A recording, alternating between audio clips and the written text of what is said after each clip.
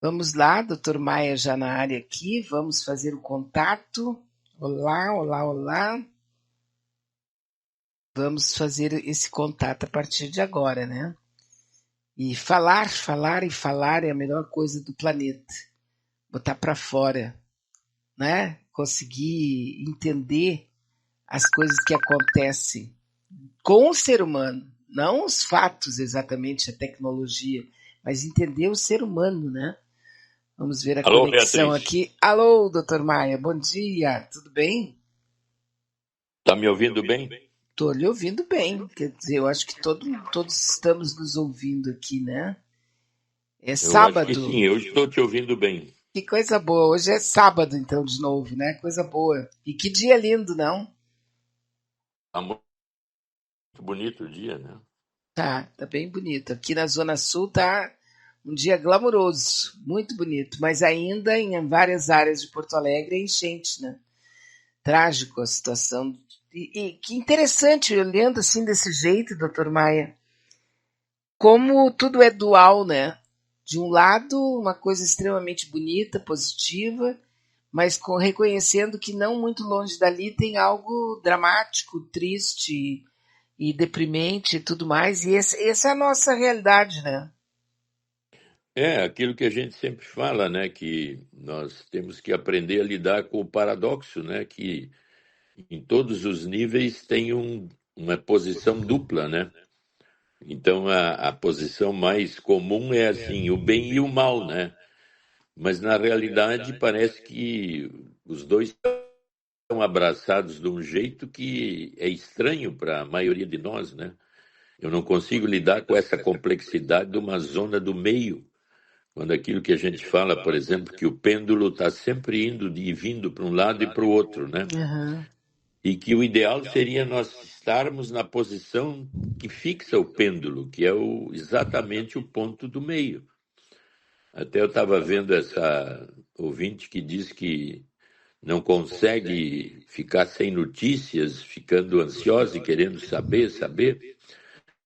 É, Sim. eu achei interessante a colocação dela, porque indica bem o que a gente tem que fazer com o pensamento. O pensamento é o lado intelectual racional que nos habita. Mas para que eu possa, vamos dizer assim, ter uma conduta onde eu tenho autonomia e capacidade de manipular essa conduta, eu tenho que ser capaz de, com o racional, o pensamento, entender o mais possível ou o mais profundamente possível os afetos que me habitam.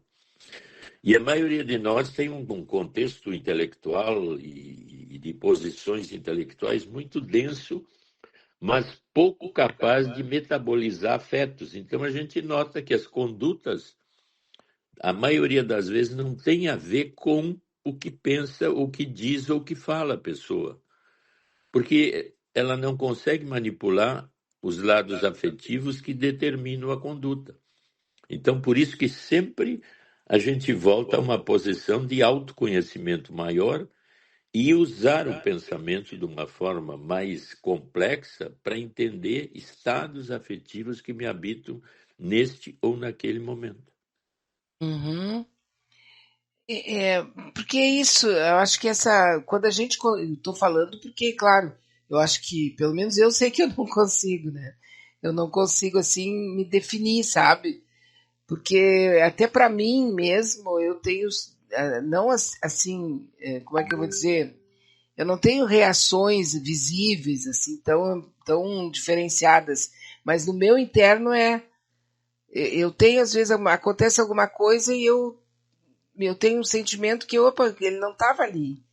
E nem eu entendi porque que eu fiquei braba, ou fiquei feliz, ou fiquei não sei o que, entende? E eu me surpreendo comigo, às vezes, quer dizer, várias vezes por dia. Mas por que que eu tive essa. Que pessoa escondida é essa que eu tenho dentro de mim, que tem reações muitas vezes que são babacas, infantis, prontas sempre para guerra, sabe? Aquela coisa meio doida. Eu acho que isso é mais ou menos o comum das pessoas, né? Exatamente, quer dizer, porque aquele filósofo famoso, né, que até é dificílimo de ler, o Immanuel Kant, todo mundo começa a ler e diz, olha, na quarta página eu paro, porque ele tem uma capacidade de racionalizar as coisas fantástica, mas levanta hipóteses interessantes, se a gente tiver condições de até lê-lo ou ouvir sobre ele de alguém que já o leu, né?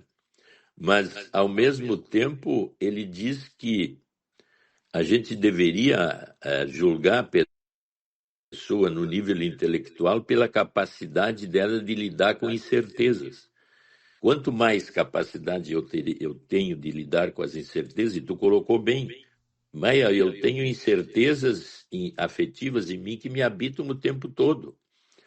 Agora, ao ter essas incertezas e usar o pensamento de uma forma em que eu objetivo a cada momento, olha esse estado afetivo, por que eu estou irritado? Por que eu estou Uhum. bravo? Por que eu estou criticando aquele outro? Por que eu estou tão de mal ou ressentido com aquele lá? Mas sempre colocando não o problema lá, mas trazendo, dividindo o problema. É lá e aqui. Sim, Se eu sempre. consigo, esta zona do meio interna minha é o que eu chamo capacidade autoanalítica de entender cada vez mais a mim mesmo. Se eu não consigo isso sozinho, que a maioria não consegue, eu deveria conseguir alguém que pudesse comigo pensar as minhas dificuldades afetivas, que aí seriam as terapias. Mas, hipoteticamente, nós aqui, nós dois falando, a gente meio que traz isso para um contexto bem objetivo.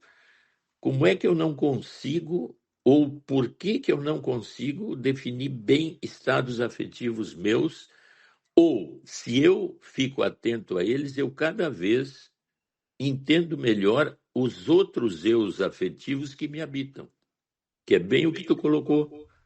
Por que eu estou agora ansiosa? Por Sim, que que eu pessoa. fiquei braba? Que pessoa é essa, né?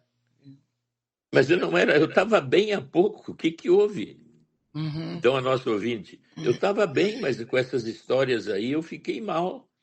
E eu não consigo manipular mais o meu mal-estar. Então, É, a gente sempre volta nisso, né? Se uma novela for só com coisas boas, no terceiro capítulo ela encerra. Não tem mais. exatamente. Então, por que eu tenho uma atração tão grande por problemas tão terríveis que aparecem numa minissérie e eu fico vidrada? E depois, lá no final, quando eles perguntam, e aí tu gostou? Aí tu diz, amei. Uhum. Mas e qual foi o proveito que Assim, tu tirou? nenhum. Até o senhor me faz ficar aqui e ter uma, assim, eu tive agora um relâmpago, tá? Uma coisa assim que passou pela minha cabeça, que é assim, ó. A nossa geração, a geração anterior à nossa e alguma, talvez uma outra aqui, a gente tinha aquele ímpeto de sair para ir viver as experiências, né? A gente queria, a gente aí tinha que sair de casa, tinha que morar sozinho, tinha que fazer a vida, vamos dizer, né? Fazer a vida. Porque havia, assim, uma espécie de urgência de viver as experiências. A gente queria sair para viver a experiência. Pelo menos eu estou falando aqui dentro da minha estratégia, dentro da minha história, que é bem medíocre, mas passa por isso, né? Mas nós não tínhamos TV, nós não tínhamos tantos filmes disponíveis, a gente tinha que ter grana para ir no cinema lá adiante, não era em casa, né? A gente não vivia as experiências através dos outros através da telinha. Essas gerações mais atuais, assim, a partir do tempo que a televisão ficou super popular e toda casa tem, e tem muitos filmes, e tem muitas séries, tem série de toda a natureza, de toda, né, a tendência e tal. As pessoas estão com menos ímpeto de sair para viver essas experiências, porque de uma certa maneira passiva, sentada, ela assiste às experiências no corpo de outras pessoas, de outros personagens. Não sei se eu me fiz entender. Antes de responder, eu vi que o Rogério nos deu bom dia. O Rogério nos. Olha, exatamente. Bom dia. Bom dia, Bom Rogério. dia, Rogério. Mas não, tu tem razão. porque naquele tempo, mas tu vê que as ordens, aí entra uma coisa interessante que, baseada no que tu disse, dá para se fazer uma referência. É que as ordens, vamos dizer assim, de comando civilizatório do momento, aquele mais antigo nosso, estava cheio de direções e propósitos que deveriam ser cumpridos, como se as condutas ético-morais tivessem uma força muito maior naquele momento, baseada naquele trilho que vem do pai e da mãe ou da estrutura familiar. Então, nós éramos coordenados a ir à experiência objetiva, levando o corpo junto para entrar em contato com outro corpo, quer dizer, eu e o outro, através de posições ético-morais bem definidas de como seriam os comportamentos.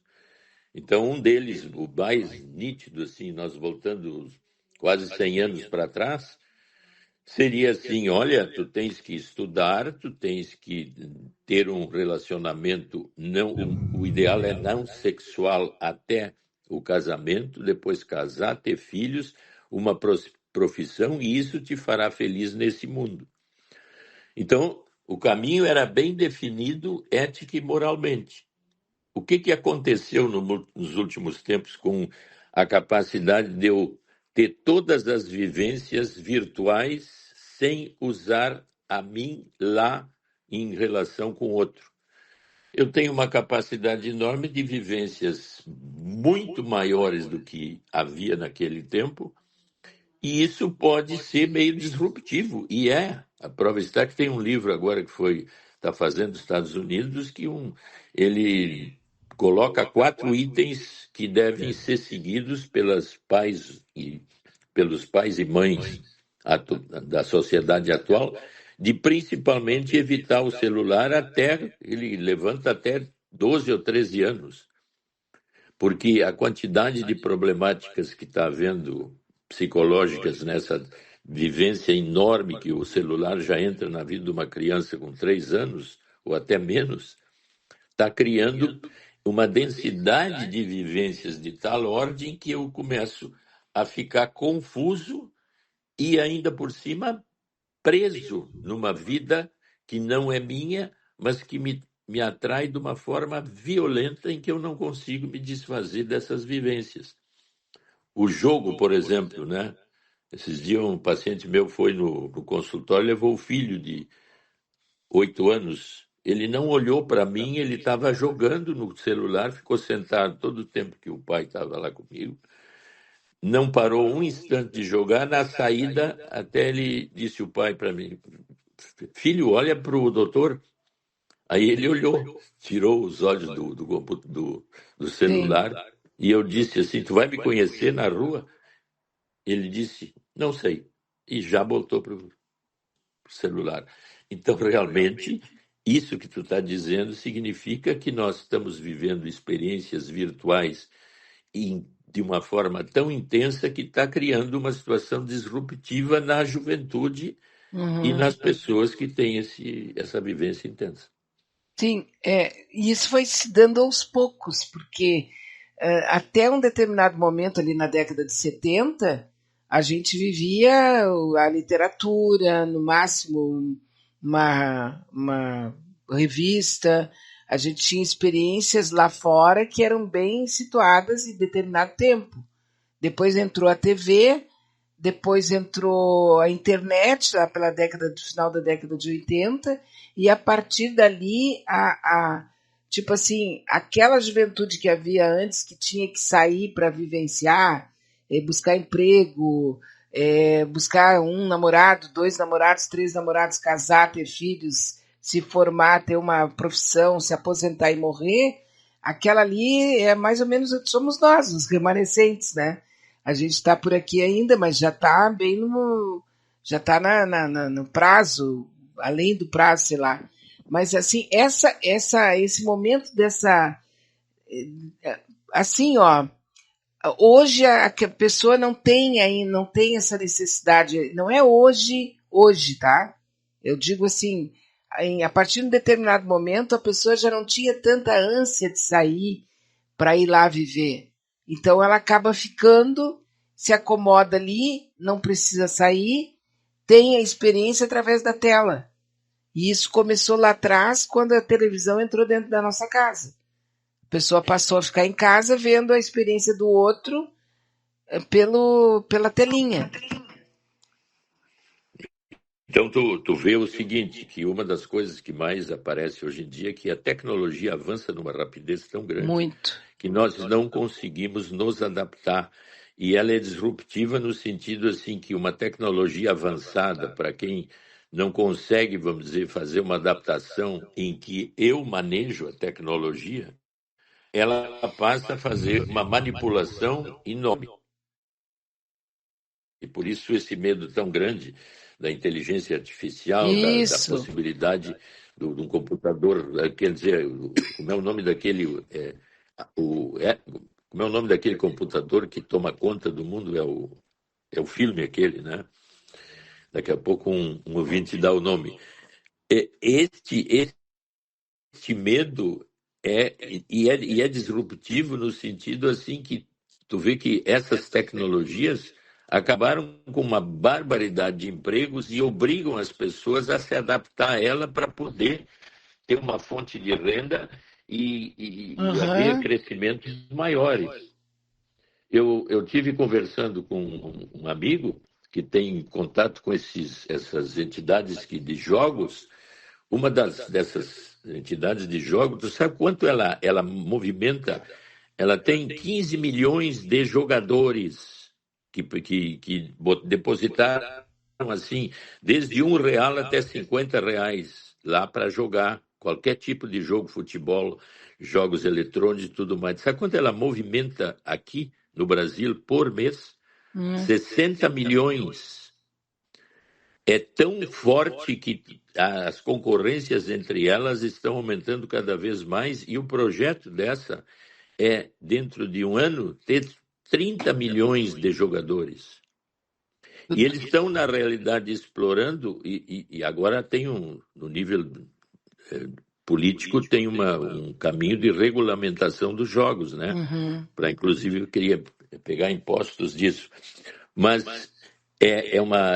uma quantidade tão grande de dinheiro que eles dizem que tem que gastar, porque é um excesso de entradas e tu tem que, então, gastar Uhum. em propaganda, em aumentar cada vez mais a propaganda, por isso, de 15 a 30 milhões. Aumenta mais ainda o desejo de Aumenta quem mais não ainda. conhece.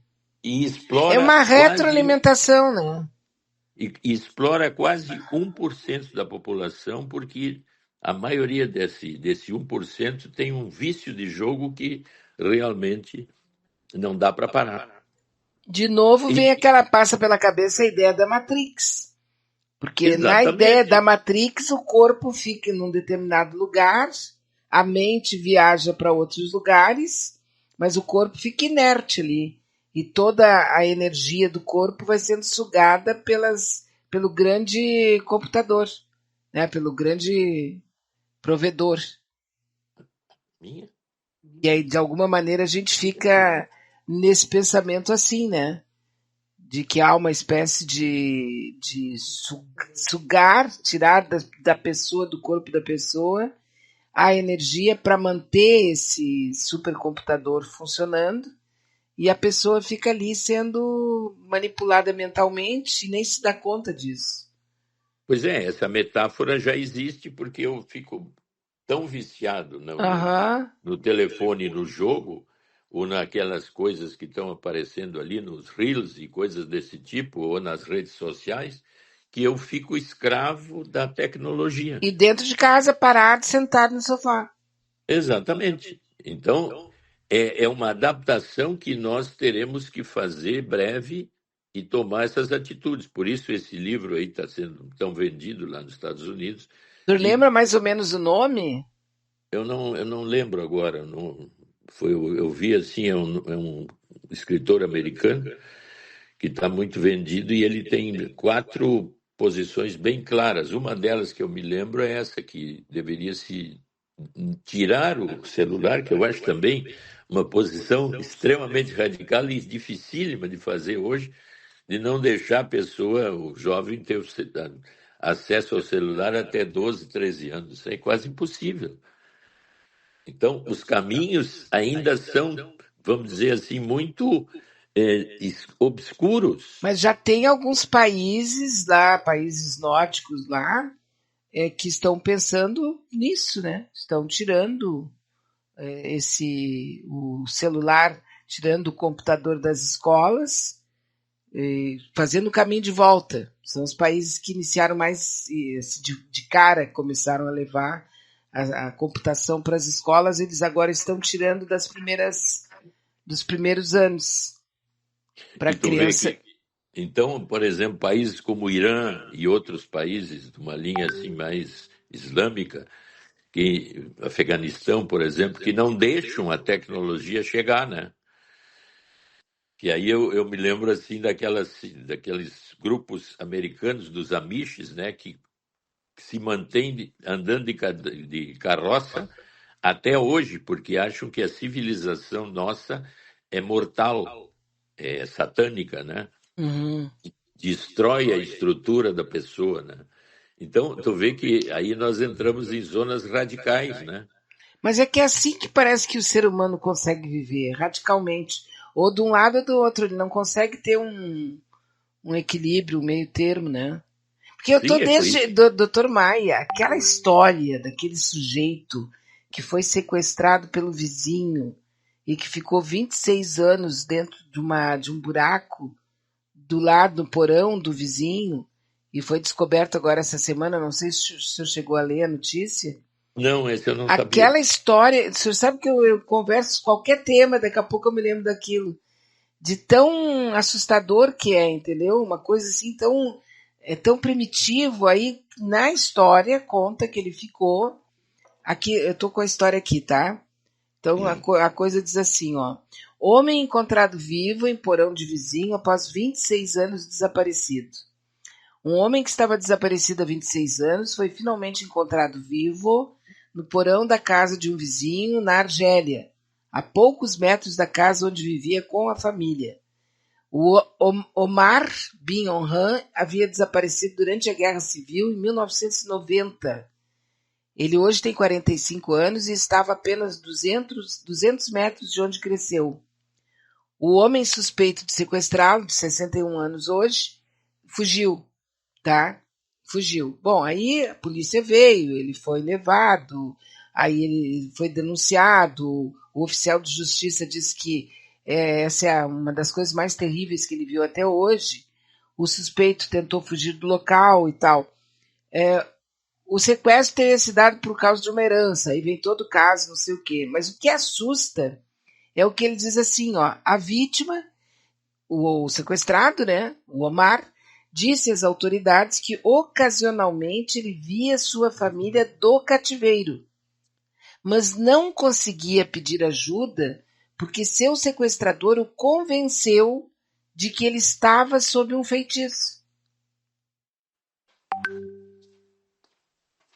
Então, Quer dizer, é o radicalismo, a pessoa fanatizada, a pessoa crente em uma coisa espiritual, sei lá, fantástica, e a pessoa fica prisioneira 26 anos.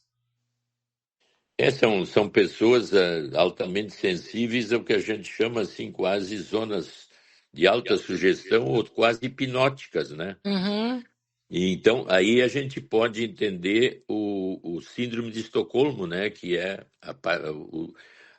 o sequestrado se apaixona pelo sequestrador, porque como o sequestrador tem a minha vida na mão e eu continuo vivo, eu daqui a pouco, naquela linha assim de como enlouquecer o outro, que acontece muito de formas menores, até eu me lembrei daquele filme Gaslight, né?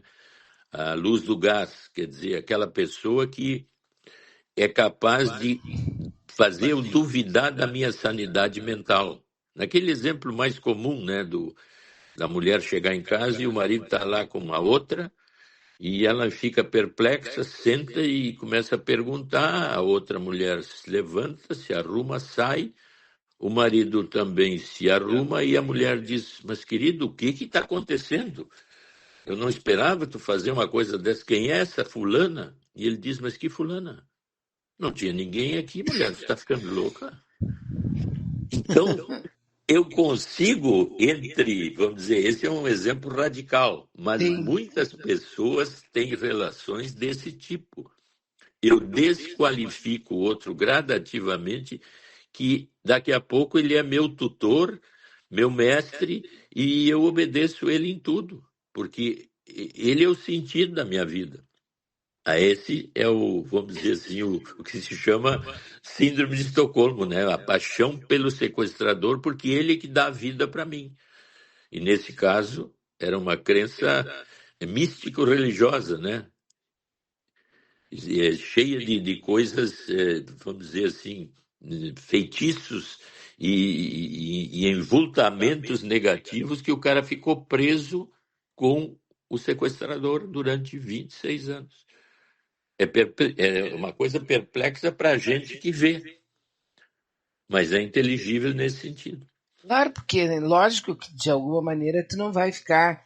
Quando a gente fala uma coisa, não tem em nenhum aspecto da história humana existe apenas uma razão para qualquer coisa, né?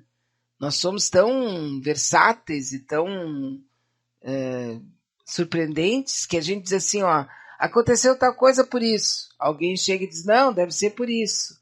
Ah, não, deve ser por aquilo. Quer dizer, não há uma coisa só, né? Tem uma. Não, Nunca é uma eu, coisa só, assim, tipo receita de bolo, 3 colheres de sopa de mostarda, não. É diferente, a vida não é uma receita de bolo jamais, em nenhuma circunstância. não, e outra coisa que agora me lembrei, que o Papa, essa semana, colocou que para algum tipo de novo milagre hoje, tu teria que ser examinado por uma autoridade da igreja, depois mais uma outra autoridade da igreja, e essa é a sensacional, e um psiquiatra. Porque hoje em dia se sabe que a maioria dos milagres são loucuras pessoais. Não, e aí tu consegue 3 ou 4 pessoas que entram na tua vibe e pronto, né? Tá feito ali uma pessoa especial. Isso. E aí aparece numa cidade lá da Europa uma Nossa Senhora muito bonita de mármore num jardim, né? E alguém disse que conversava com ela. E aí tu vê pessoas assim ajoelhadas rodeando a estátua e crendo e tendo a crença absoluta baseada numa coisa que é um delírio da pessoa que fala com ela ou conversa com ela, mas parece que eu preciso de um milagre para ativar em mim uma crença e me sentir o melhor possível comigo Uhum. mesmo. Então tu vê que a religião e a crença é uma necessidade de eu lidar com as ansiedades que me habitam. Então eu fico ligado naquilo e o pensamento então desaparece como capacidade digestiva de estados afetivos, porque é só eu estou angustiado, estou deprimido, perdi a casa, perdi isso, eu eu rezo, rezo, rezo e isso me tranquiliza. Me Uhum. tranquilizando, eu espero uma saída que vem de fora. E realmente, né, se eu perdi a casa, daqui a pouco eu vou ganhar um dinheiro, vou isso, e eu sempre vou dizer que foi devido aos A meus minha, pedidos isso. a Deus, enfim, a minha crença. Mas eu aí deixo de usar o pensamento e deixo de ficar um indivíduo numa sociedade onde, neste grupo, eu não penso, eu penso no grupo, e eu sou do grupo. Eu acho que é o medo mais básico da solidão, né? Porque se tu não acredita em nada, não participa de grupo nenhum, se tu não tem essa crença, se aquilo ali não te dá um prazer imenso, aquele calorzinho no peito, sabe? Quando tu tá chegando perto, ou quando tu tá rezando, que tem um calorzinho no peito.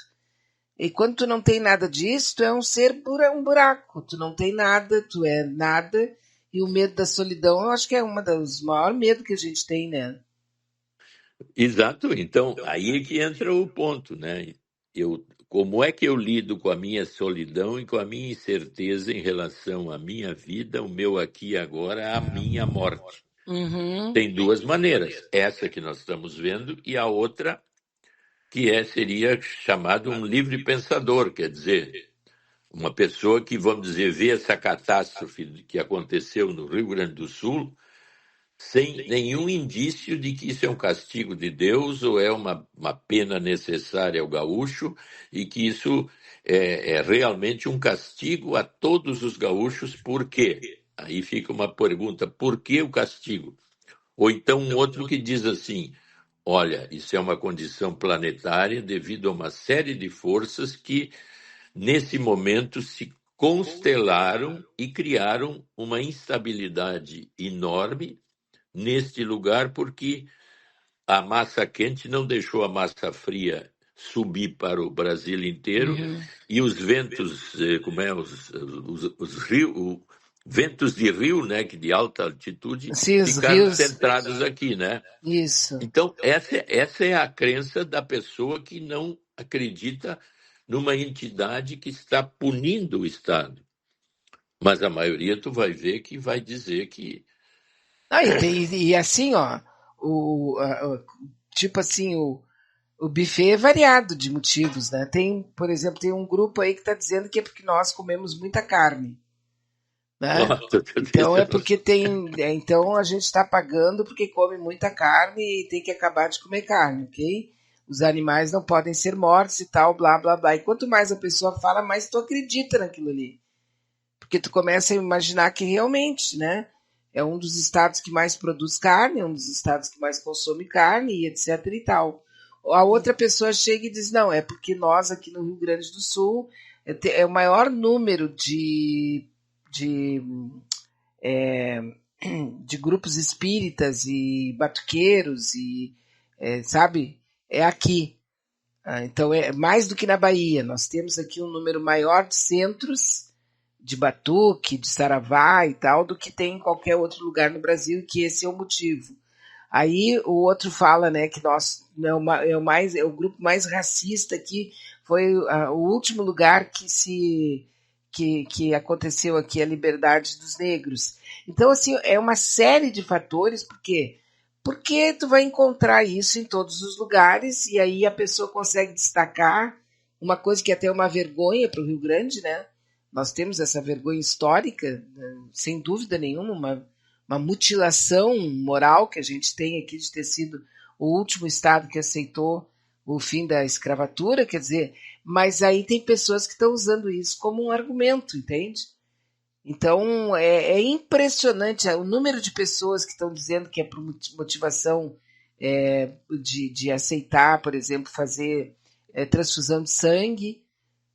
Eu já vi de tudo, porque eu recebo, né, doutor Maia? Assim, A eu gente imaginei fica que tu deveria espantado. saber dessas, quais motivos, vamos dizer assim, que seria por uma entidade maior que Uhum, usou um desses caminhos ou todos os caminhos para punir-nos, né? sim. Nós temos uma amiga que diz assim, ó, recebo no meu WhatsApp convites para participar desses jogos pela internet de 5 a 6 por dia. Convites. Apavorante. Se eu fosse uma viciada, eu já estaria lá, né? Com certeza que Já, sim. sim, então tu vê que essa aí ela tem uma vivência pessoal de convites diretos. E essas entidades ou essas empresas que lidam com jogos e cada vez aparecem mais, umas concorrem com as outras violentamente, né? E vivem essa vivência, ou melhor, tem essa vivência de massas de pessoas e de massas de dinheiro que circulam nesse nível, né? Uhum. Tu Uma vê outra de... questão, uma outra questão colocada aqui sobre essa coisa da síndrome de Estocolmo, tá? Sim, Se tem mulheres que são seguidoras de um homem que é misógino, machista, racista, escravagista, preconceituoso, odeia gay, odeia pretos, odeia as mulheres, diz que mulheres foi uma fraquejada. Quer dizer, essas mulheres elas não se dão conta disso, elas acham que são especiais e que ele odeia as outras mulheres, ou elas nem se dão conta desse ódio todo que ele demonstra e faz questão de anunciar.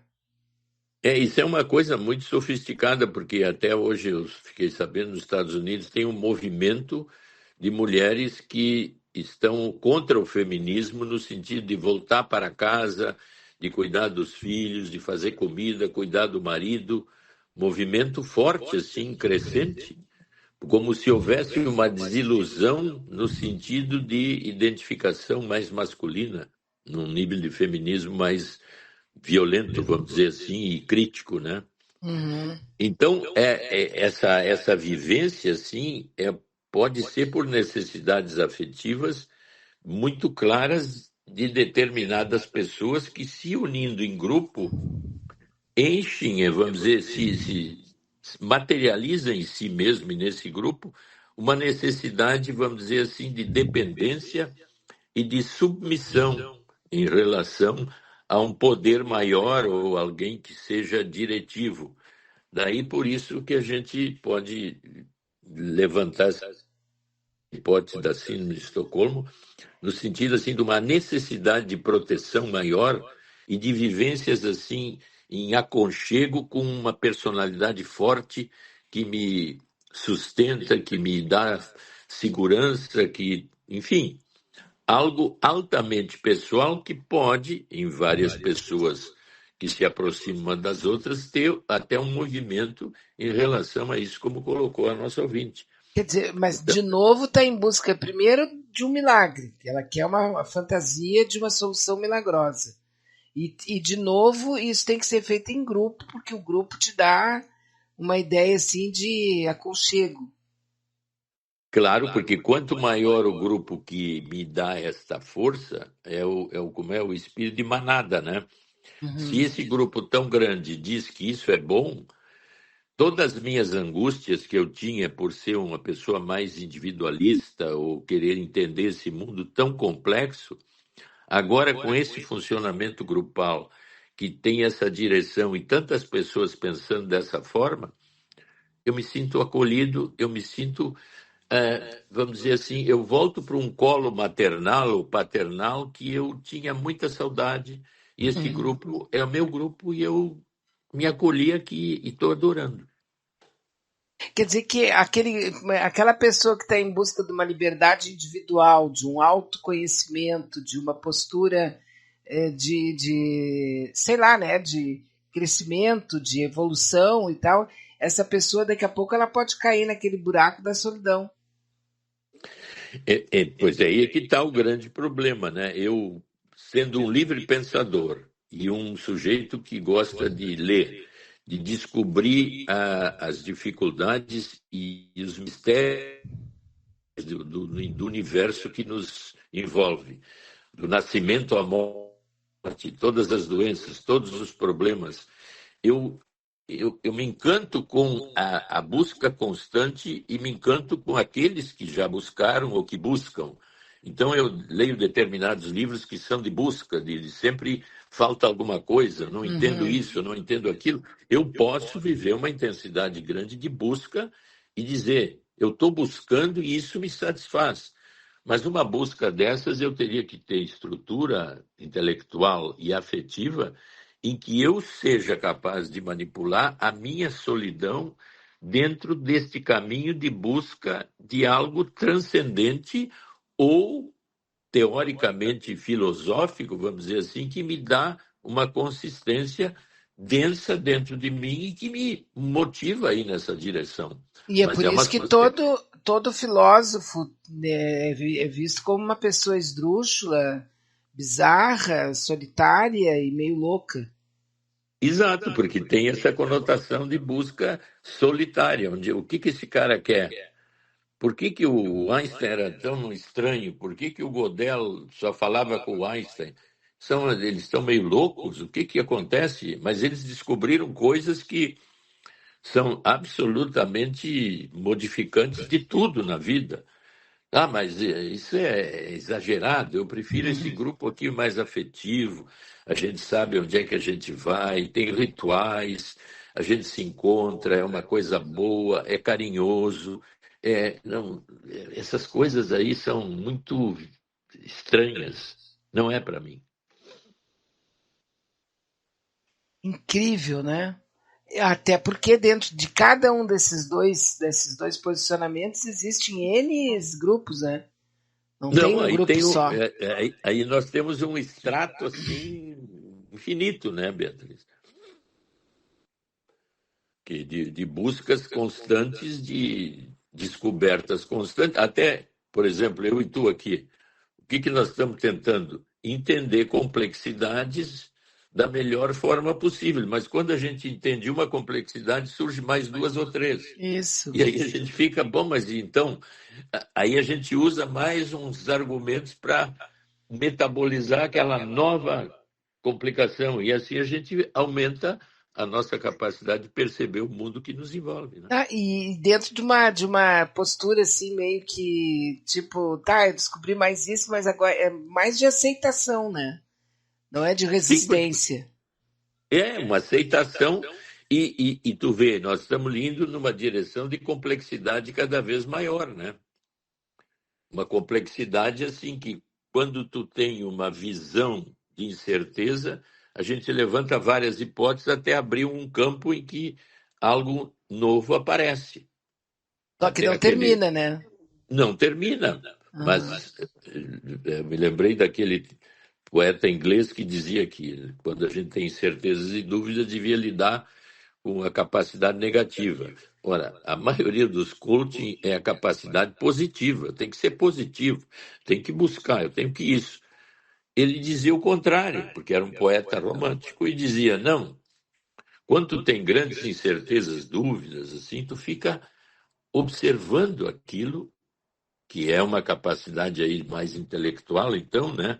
Fica observando negativamente, não fica proativo, e aí pode abrir um campo interno que é da imaginação, da criatividade e da intuição, para que algo que tu não entende no sentido bem objetivo de agir, mas que te abre uma inspiração interna de algo novo ou um novo caminho. Não é para qualquer um isso, né? Não. Mas é interessante, né? Isso aí, outro dia alguém me perguntou, né, se eu li o Bukowski. Aí, o Cartas na Rua, Cartas na Rua, eu acho que é o livro dele mais. É que realmente ele deu um trancaço, assim, a gente sabe, no jeito de pensar, né? O cara foi muito importante, pelo menos na minha vida, assim, o jeito de olhar para os lados, assim, né? E, no entanto, ele é visto como uma coisa meio repulsiva. Ele é visto como um escritor que é demente, repulsivo e tal, mas eu, particularmente, ele me deu um pontapé, assim, na maneira de pensar, né? E é com isso, com essa ideia de que não termina nunca, tu vai estar sempre procurando essas coisas assim, o quanto nós somos doidos, né? A É, nossa.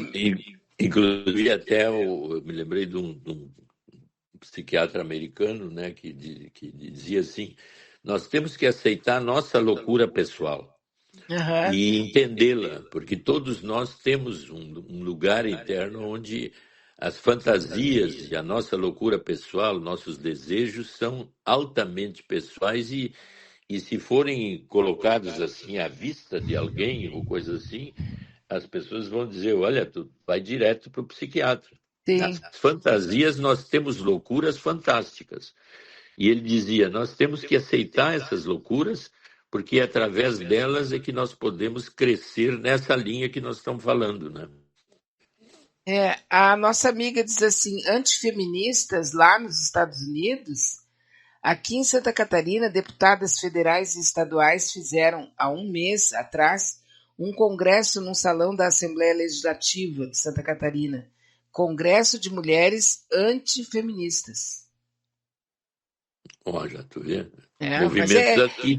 mas assim, esses movimentos são patrocinados pela direita radical internacional que está fazendo todo um trabalho, a chamada guerra híbrida, em praticamente todos os países, através principalmente da imprensa, onde querem mudar todos os valores conquistados nos últimos anos da sociedade organizada, entende? Dos estados, quer dizer, E isso hoje em dia é bem fácil de perceber com muito mais clareza e profundidade do que eu estou falando aqui, né? Claro, que eu estou falando Então, assim só um lampejo, né? é aquela frase, né? Não é tradição, propriedade, É tradição, família e propriedade. família e propriedade. Quer dizer, São os o valores caminho. nazistas, né? Os valores sionistas, fascistas. Então, existem posições sempre antagônicas àquelas que tu está tendo no momento.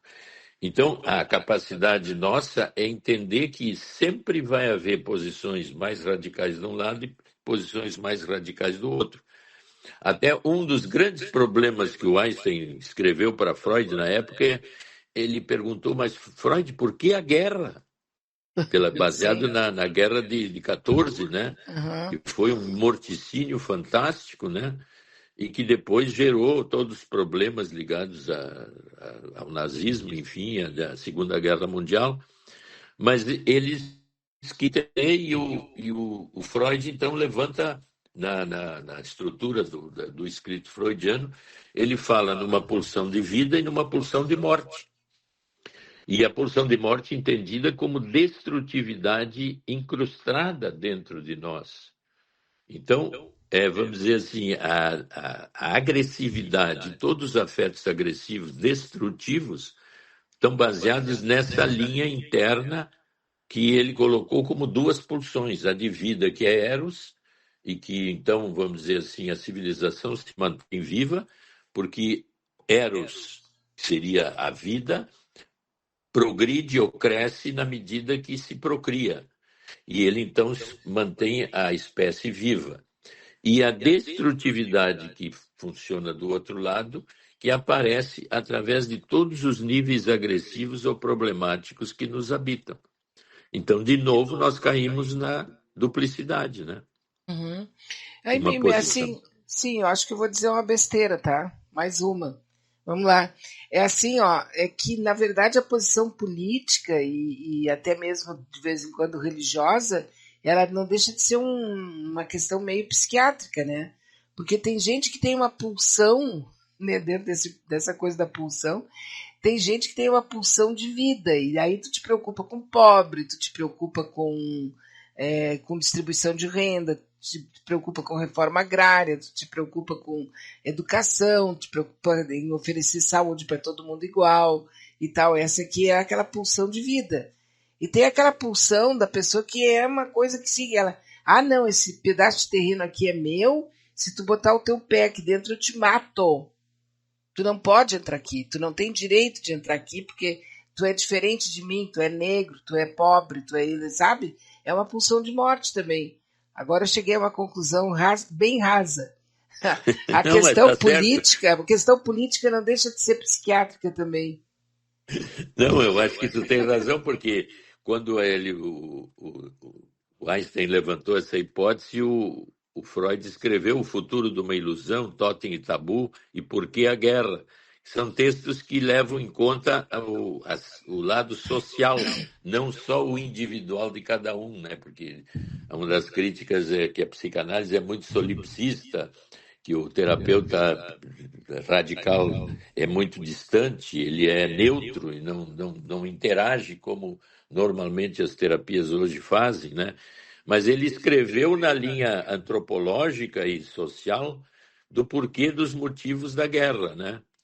E agora me lembrei que nesse encontro do Putin com o Xi Jinping, eu acho que foi o Xi Jinping que sugeriu uma solução política para a guerra da Ucrânia. Então, é uma coisa interessante, né? Primeiro, uma enorme agressividade, depois a destruição é tão grande que até aqueles que defendiam ficam pensando, bem cá, mas será que não tem uma solução mais diplomática para resolver os problemas maiores da nossa sociedade? Sim, parece aquele cara, aquele marido, aquela mulher, não quero aqui colocar sexo no meio, mas, né? Aquele marido que dá uma surra na mulher e depois eu te bati porque eu te amo. Exatamente. E aquele que bateu nela porque ela ficou tão mal, tão mal, tão mal, E que ele queria não de novo. aguentou e deu um tapa na cara. E aí ela ficou maravilhosa depois. Pois é, vai querer descobrir a entidade humana, né? Não tem, fica difícil. Então, por É, isso que a gente fica, vamos dizer, fuçando essa complexidade e cada momento abrindo um campo novo de complexidades novas, né? a nossa amiga, ela diz assim, ó, bom dia. E quando a gente deixa, por exemplo, a casa toda desorganizada, mas tem consciência que não arruma porque sabe que isso significa que é se organizar mentalmente e tem medo por saber que é muito capaz. Não sei se me fiz entender. Eu vou repetir, tá? A Tá. gente deixa, por exemplo, a casa toda desorganizada, mas tem consciência que não arruma porque sabe que isso significa que é se organizar mentalmente e tem medo por saber que é muito capaz. Será por ter ouvido a minha infância toda meu pai dizer que o preto só servia para limpar a sujeira do branco? Aí entra, Aí é pessoal, né? ela colocou uma complexidade altamente pessoal, por isso que eu digo que nesses momentos, quando se tem ideias muito estranhas para mim mesmo, vamos dizer, paradoxais como essa, né? Porque se eu arrumando a casa, eu me organizo mentalmente, e eu não arrumando a casa, eu me aproximo de uma desorganização mental ou afetiva. Então, organizar a casa e fazer uma limpeza pode ser uma linha, vamos dizer, de organizar afetos ansiosos, inquietantes que me habitam. Então, eu organizando o mundo externo, por isso que a neurose obsessivo-compulsiva, ela tem essa linha. Quanto mais eu acumulo, ou quanto mais eu organizo e mais eu ordeno as coisas, mais ordem interna afetiva eu crio para mim. Mas eu nunca chego no núcleo da onde a desorganização afetiva começa dentro de mim. Então, eu uso esses expedientes para fazer de conta que eu resolvo.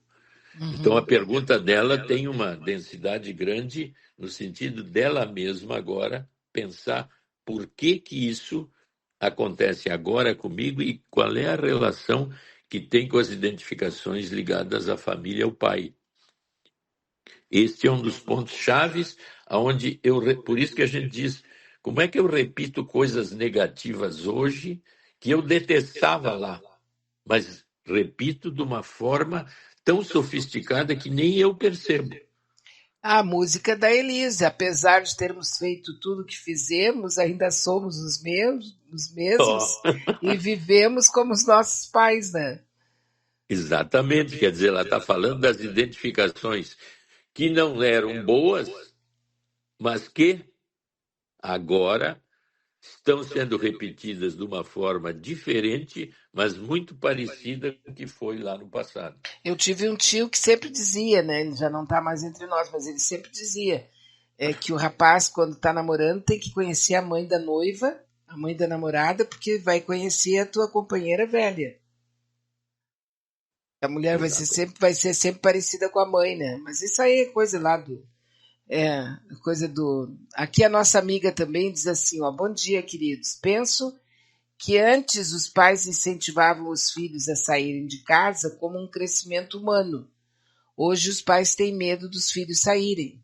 Eu me lembrei agora de um casal que foi na justiça para obrigar o filho a sair de casa. Acho que foi nos Estados Unidos. O cara já estava com 40 e poucos anos e não queria sair. E os pais foram na justiça para ele sair de casa, né? Não, é que a Aí linha tem a de família proteção. canguru também, né? Uma coisa assim. Não, hoje em dia tu sabe, a gente sabe que é uma linha de proteção absoluta. Antigamente, Sim. as pessoas, até na França, lembrei agora no século XVIII, XIX, as famílias mais abastadas tinham filhos e eram talvez até da linha da realeza. Eles mandavam os filhos assim para uma espécie de internação, ou uma pessoa que criava o filho até os 14, 15 anos, e depois ele voltava. Como quem tem que ordenar o filho, que os internatos antigos ainda existem, ainda hoje, mas os internatos seriam assim: eu mando a criança para lá para ele se ordenar para enfrentar o mundo. É como o Depois pai que ele quer que o volta. filho vá para o quartel. É mais ou menos isso, porque ali no quartel tu vai aprender a ter Agora tu vai ordem. aprender a ser homem. Uhum. O colégio militar, tu vem, tu vai Isso. fazer as coisas, é a educação alemã, assim, rígida, né? Que é para não surpreender no futuro, mas engessa as pessoas de um jeito que Mata, elas. né? Mata a pessoa, né? É, mas entre aspas, mata. Eu fico um radical também que faço isso com os próximos, né? E tu vê que, então, de novo, uma delas falou, uma do ouvinte aí, que o homem machista, misógino, e as mulheres gostam de ficar com ele, né? Quer dizer, parece que ele coloca assim uma força categórica que a minha passividade e a minha vontade de ficar sempre com meu pai agora aparece na posição do meu marido. Então, eu adoro isso porque me deixa contida num ambiente onde a ansiedade é diminuída ou quase nenhuma. Mas essa é uma tendência feminina histórica, né? De querer um homem forte, um homem resiliente, um homem decidido, um homem poderoso, que tenha, né? Que tenha de alguma maneira assim vitória no jeito dele, ordem e tal. É meio uma coisa bem meio Mas essa. tu viu, a mulher era dependente, né, até o início do século XX, na maioria do mundo ocidental, ela ainda era o que hoje ela é no Afeganistão, né? Tu tem que ficar em casa, Não, aqui cuidar em dos Porto Alegre filhos. tem essa mulher, não é só no Afeganistão, não. Não, eu sei que tem, mas eu digo, nós estamos falando que ela vem conquistando posições que são recentes. No Brasil, eu não sei quando ela pôde dirigir. E depois nos Estados Unidos foi em 30, parece que conseguiu votar. E teve uma revolução das mulheres lá que trabalhavam muito nas fábricas, né, e conseguiram avanços insignificantes nessa época. Que foi por causa da Mas, guerra, né?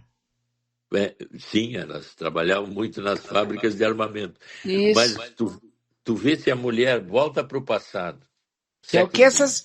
esses grupos antifeministas eles estão defendendo essa ideia. Exato. É uma volta a situações arcaicas, né? Uhum. Mas que tem seduções de certas pessoas e que formam grupos, né?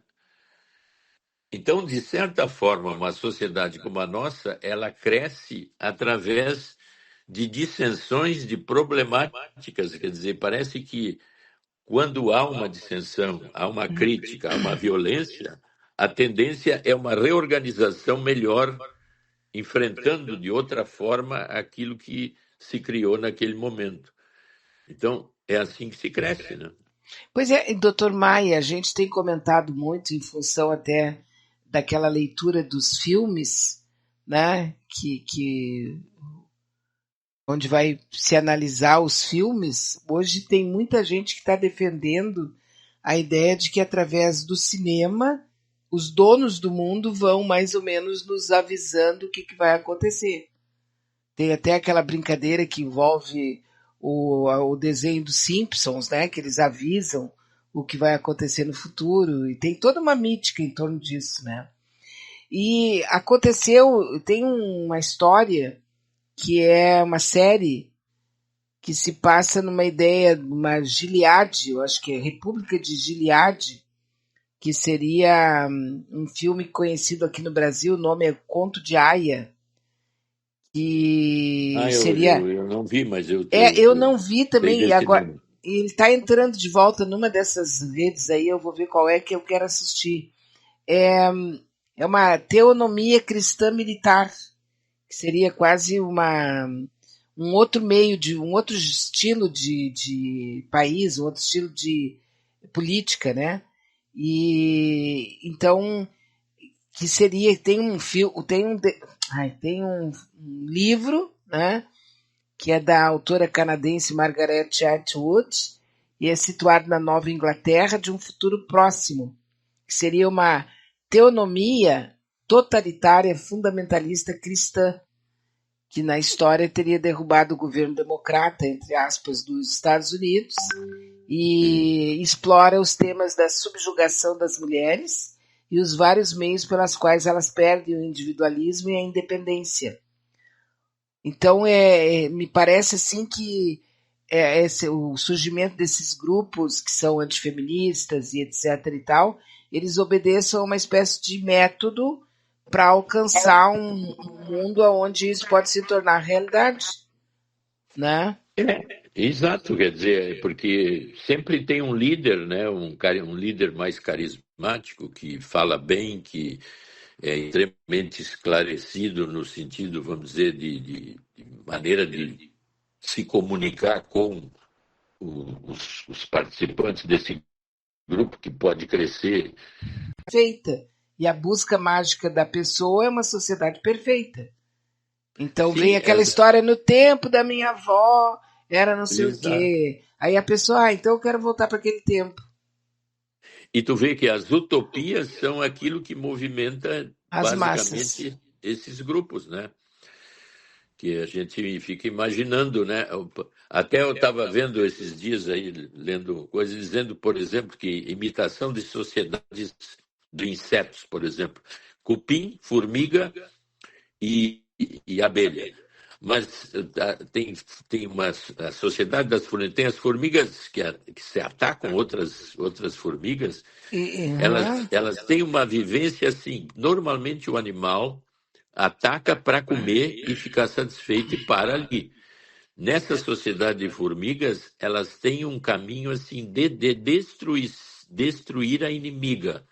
Então elas vão matando, matando, matando, não comem, só vão comer depois de extinta a outra espécie Uhum. atacada. Ou Como se mortas. cada soldado, o intuito é matar, dizimar, acabar.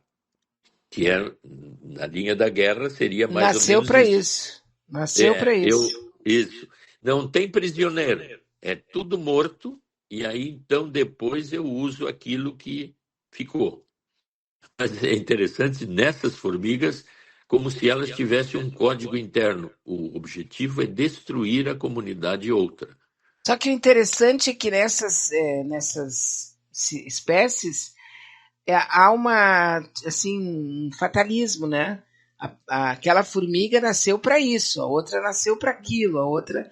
Não existe uma autonomia, não existe assim uma surpresa. Nasceu Mas aquela tu vê, formiguinha, eu não sei o que ela vai ser.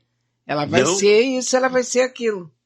mas tu viu que certas utopias fazem isso. Aham, Todos pois é. são iguais. Não pode haver diferenças. Mas quem é que coordena isso? Claro que numa sociedade como do insetos, tem sempre uma rainha, que é o que aqui procria, e há uma coordenação química total de intuitos ligados a essa sociedade. Então, Uhum. ela é perfeita no sentido utópico. Ela funciona. Todos estão bem, cada um na sua função. E sem dar um Mas isso é uma passo. utopia humana também, né? Não, pois é, não, e aqui a gente vai contra essa ideia e aí a gente vive no caos, né? E aí é que entra o ponto. O caos é social, mas nós estamos sempre falando no caos pessoal. Parece que o caos social é uma constante de uma sociedade em evolução. E o caos pessoal aí é um cuidado eu dê comigo e tender a descobrir que maneira eu. Ou até mesmo ela tá caída, né? Porque eu tenho uma coisa é o meu celular e outra coisa é meu equipamento aqui. Não tá voltando. Eu tô sem internet aqui na minha casa. Ah, diminuiu aí, desapareceu a tua Não, e agora internet. caiu, pelo que eu vejo que caiu, né? Tá, voltou agora. Agora voltou. Vamos ver se a gente fica, né? Vamos ver. Vamos ver se a gente volta.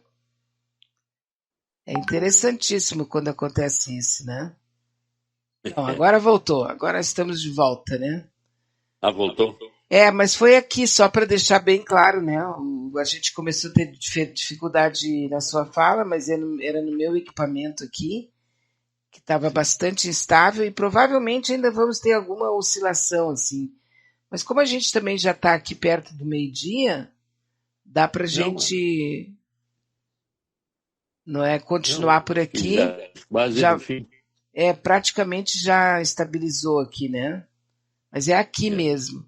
Começou, o Jefferson está aqui, está dizendo que está caindo a conexão direto, começou por volta das 11h30 as quedas.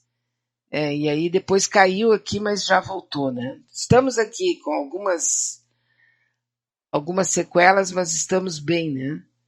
A nossa amiga diz exato. assim, ó, deixo aqui uma questão para discutir com o Maia, com o Dr. Maia. Tenho um filho de 41 anos.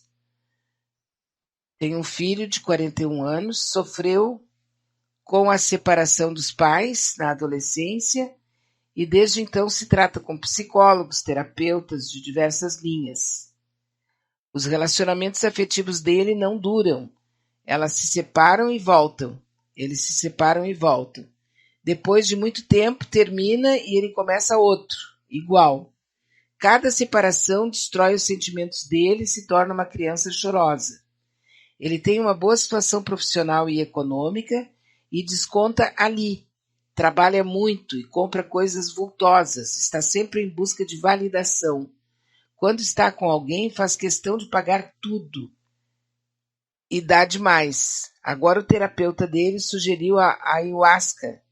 Disse a ele que não consegue prosseguir e evoluir na terapia porque ele não toma consciência em curar as dores infantis. Como mãe, percebo o quanto ele reclama do pai, que exigia muito dele. Sei que ele sofre muito. Agradeço por tanto que o Dr. Maia nos dá todo sábado junto contigo, Beatriz. Essa é uma nossa amiga lá de Santa Catarina. Mas seguimos aqui com o caso dela, do filho dela, 41 anos.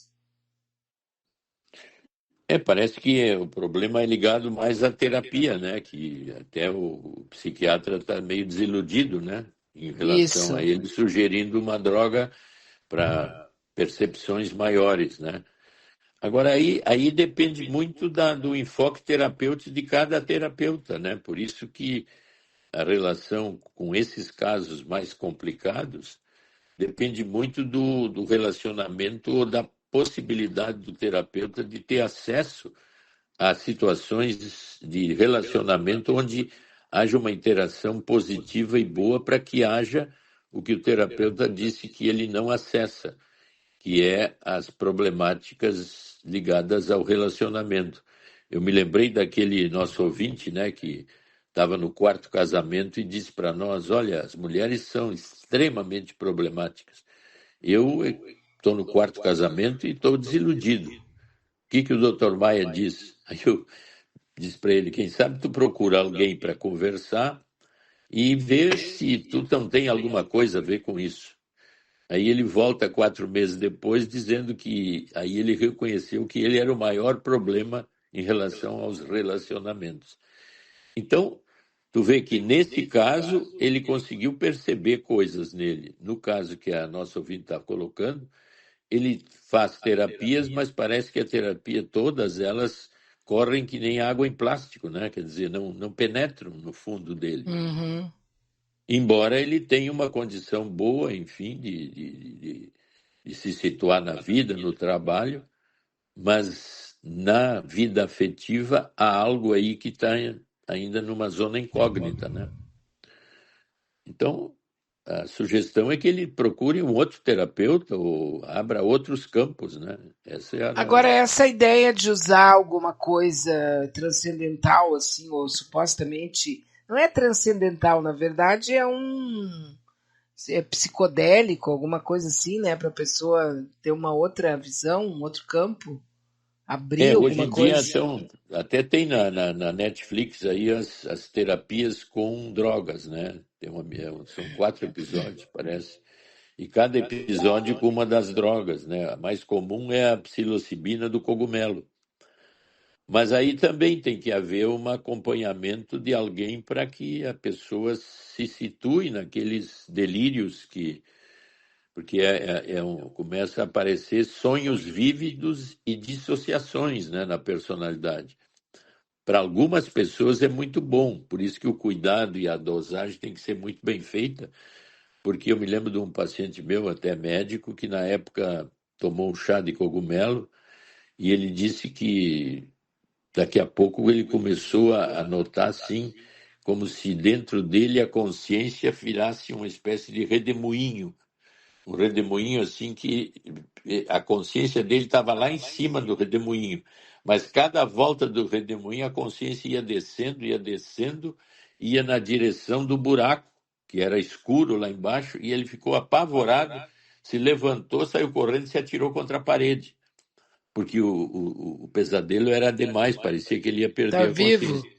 Então, ele não conseguiu mais usar a droga, mas eu acho que foi excesso de droga, né? Então, tem que ter cuidado nisso, né? Uhum. Me lembro que uma vez nós tivemos um colega, já faz uns 20 anos, um colega que ele foi num desses grupos e usou também um chá de alguma coisa, o ayahuasca, sei lá, alguma coisa assim, e de repente ele disse, não aconteceu nada comigo, né? Aí ele disse, gente, não, todo mundo teve lá a sua experiência, não sei o quê, e ele disse, não, comigo não aconteceu nada. No dia seguinte, ele pegou um ônibus para ir para a cidade da mãe dele, ou da família dele no interior. E ele conta pra gente, com os olhão desse tamanho, assim, que de repente ele estava sentado no ônibus e daqui a pouco ele estava sentado em cima do ônibus. E é o vento passando por ele, assim, e tal, e ele sentado em cima do ônibus. Aí depois alguém falou para ele que o efeito foi retardado, né?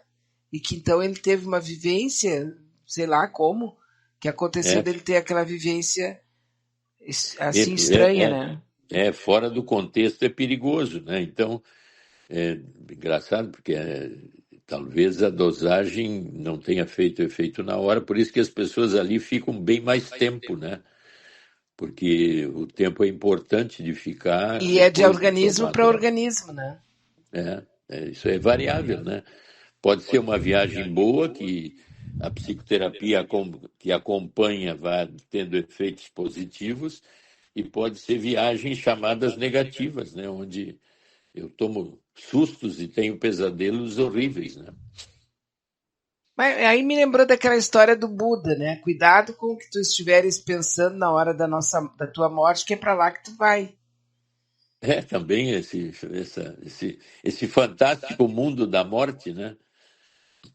Mas se a gente tem um pensamento mágico de inferno, por exemplo, fala muito no diabo, e o tempo todo, né? Falando no diabo, tem que me proteger, não sei o quê. Isso aí não pode se transformar numa fantasia assim meio delirante? Daqui a pouco a pessoa até vê aquilo. Pode, por isso que até o Papa colocou agora que não é só ver o diabo, pode ver a Jesus Cristo e falar com a Virgem Maria, né? Isso pode ser uma loucura pessoal, por isso então agora colocaram um psiquiatra no meio para ver o nível que isso, porque tu vê antes de entender bem as doenças mentais e auto-hipnoses desse tipo, histerias e por aí afora, a quantidade de milagres era imensa, né? E de santos também, né? Hoje em dia é difícil uma canonização de um novo santo, né? Por quê? Porque dentro da linha objetiva eu começo a dizer que isso é um delírio, que não foi verdade, que foi uma coisa pessoal, né? E por aí afora, um auto-hipnótico, um auto-hipnotismo, enfim, né?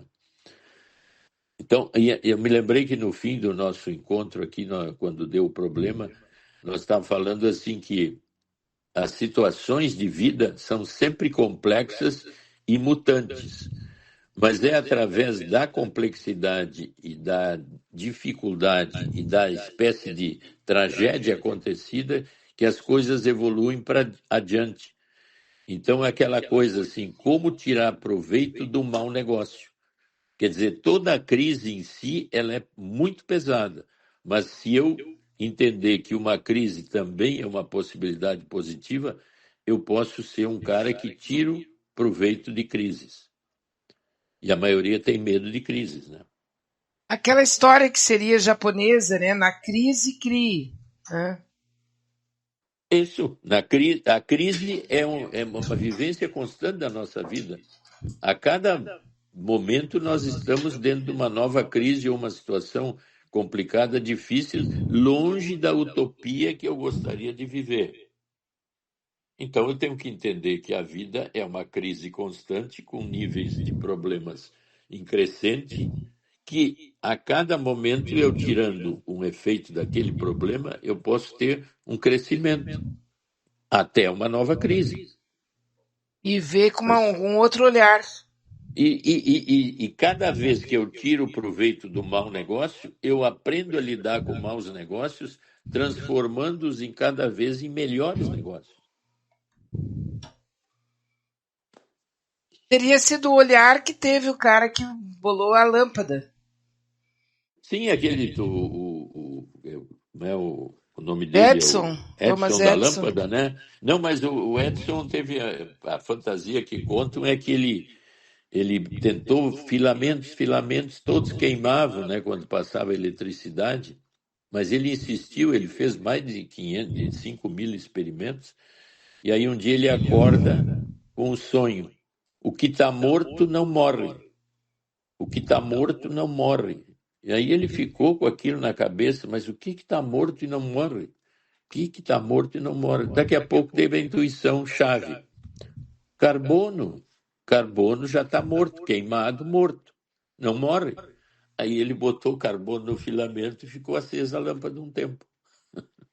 Que interessante, né? Agora veio essa intuição, essa resposta de uma forma mística e mágica.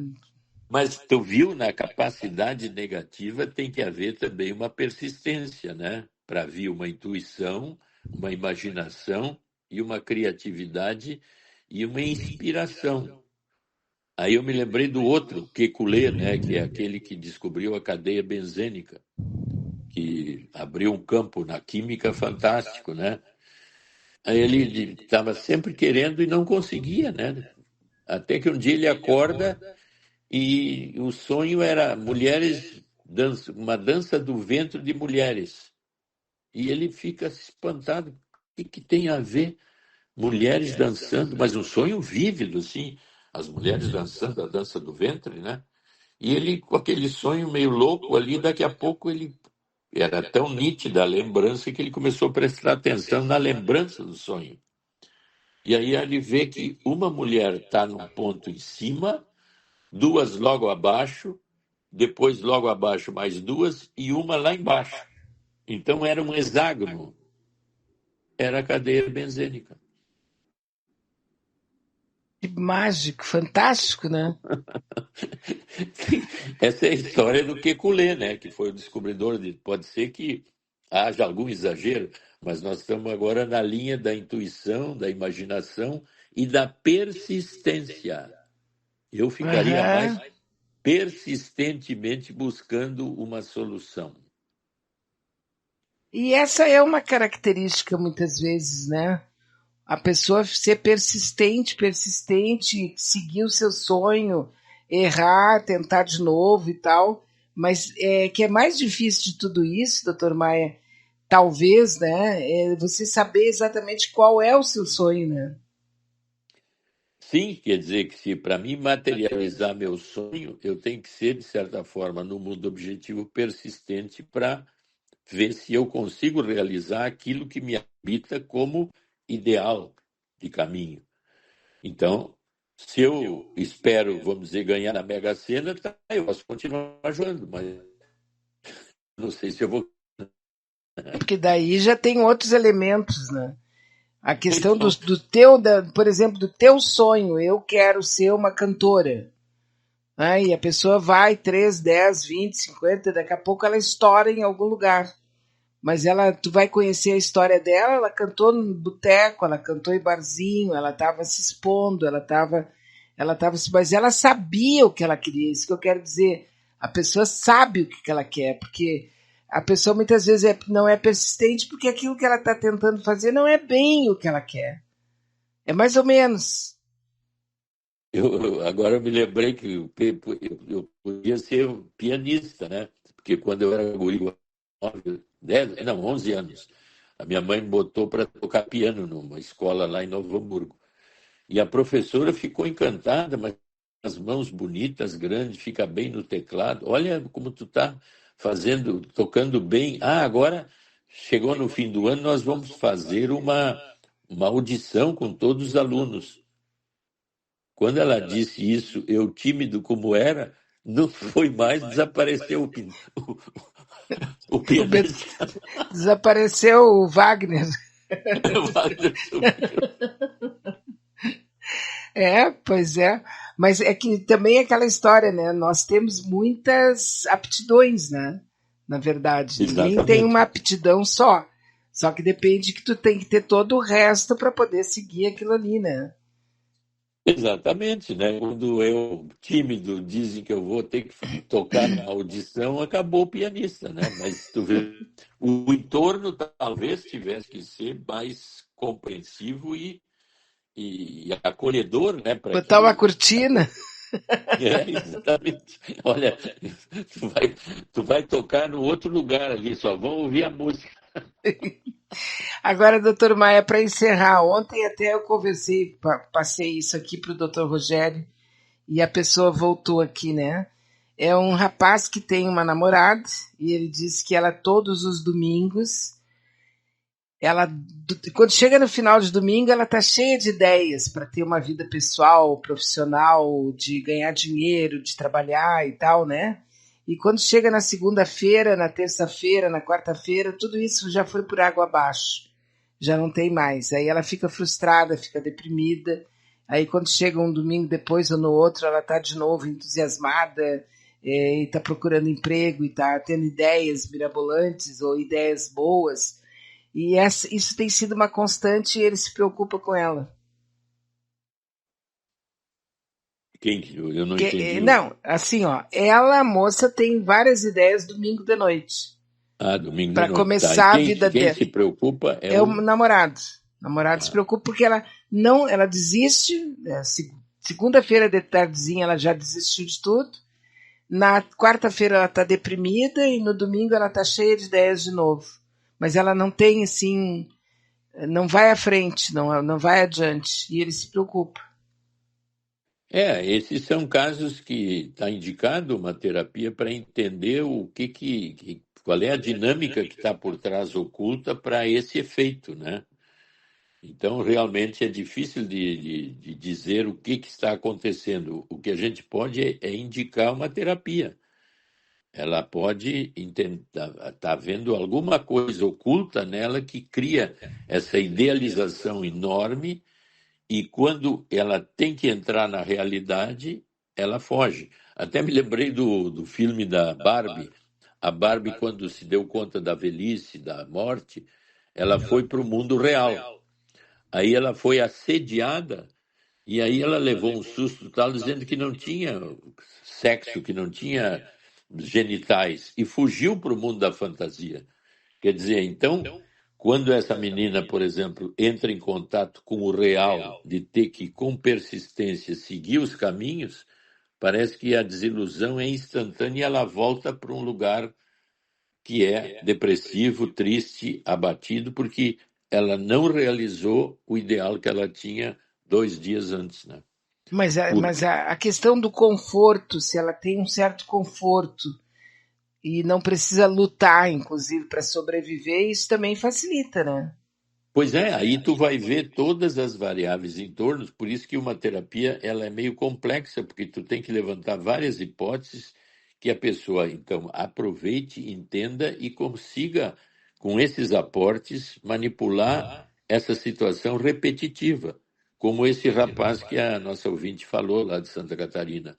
Ele Uhum. ouve tudo do terapeuta, são identificações arcaicas com a figura do pai, com tudo mais, mas corre nele como água em plástico, como essa menina. Ninguém ali consegue manipular essa vivência repetitiva, depressiva, idealista e depressiva, utópica e depressiva, realista e ao mesmo tempo impossível. Então, isso aí tem que ser visto em ângulos novos, que só uma terapia traz para a pessoa, né? Porque a explicação Aham. é rala sempre, né? Eu já ia continuar, mas não vou, porque eu olhei o relógio aqui, é meio-dia. Já ia, já ia partir para outra, mas eu vou partir agora para o almoço, para deixar o senhor almoçar também, doutor Maia. Tá E os bom. nossos amigos, né? Agradecer aqui, nós estamos com uma boa audiência, viu?